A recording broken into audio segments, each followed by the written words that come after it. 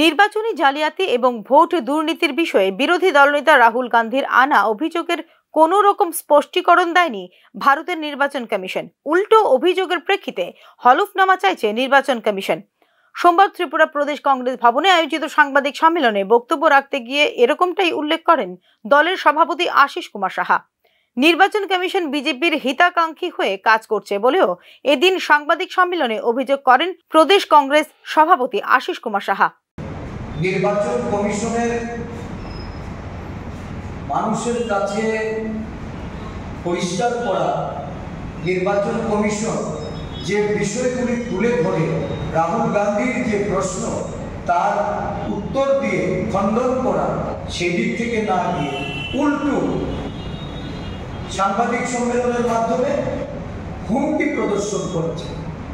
7 দিনের মধ্যে এফিডেভিট দাবি করেছে এবং এফিডেভিট না দেওয়া হলে উপযুক্ত ব্যবস্থা গ্রহণের কথা তারা বলছে। অথচ একই ঘটনা আমরা লক্ষ্য করেছি অনুরাগ ঠাকুর, প্রিয়াঙ্কা গান্ধী সম্পর্কে, তাদের দলের আইটি সেলের ভারুক, এই নির্বাচন সংক্রান্ত বিষয় নিয়ে পশ্চিমবঙ্গের অভিষেক ব্যানার্জি তার বিষয় নিয়ে যখন একই বিষয়ে আলোচনা করেছে, ইলেকশন কমিশন তাদেরকে কিন্তু অ্যাফিডেভিট চেয়ে তাদেরকে সেই হুমকি প্রদর্শন তারা করে। তার মানে কি, নির্বাচন কমিশন আজকে বিজেপির হয়ে, বিজেপির দূতাবাসী হয়ে আজকে কাজ করছে।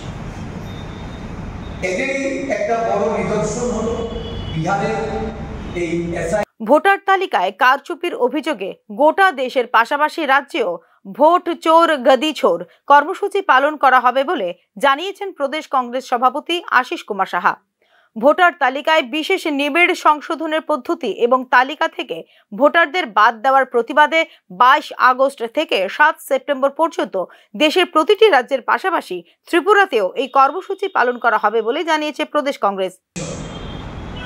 স্বয়ং কমিশন কর্তৃক মানুষের ভোটাধিকার হরণ করা যে ষড়যন্ত্র, শাসক দলের একটি শাখা সংগঠনের ভূমিকা পালনের মধ্য দিয়ে ভারতবাসী যেটা উপলব্ধি করছে, আজকে জাতীয় কংগ্রেস দল এই নিয়ে আন্দোলনের মাধ্যমে প্রতিবাদী ভূমিকা পালন করার লক্ষ্যে সারা দেশব্যাপী কর্মসূচি গ্রহণ করেছে।